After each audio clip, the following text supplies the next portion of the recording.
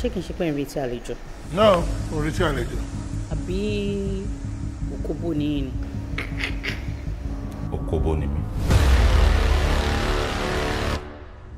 Ẹni tó bá ṣàgbákò bàlá, ó ti ṣorí bò.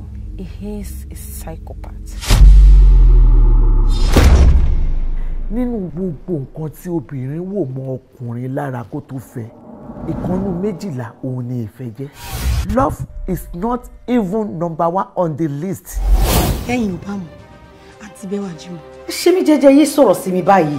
Bẹ́wàjí, àwọn ilé ìbò àgbà. What is wrong with you? What is wrong with your mother? You think someone is trying to blackmail me?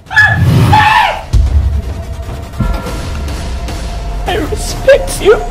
You're touching me, Sita. Ìwọ tó níyàwó lé tó kó náà mọ́, wá ń sòyìnbó yà. Jọ ṣínà sọ́kọ̀ kó ní sójà rẹ̀.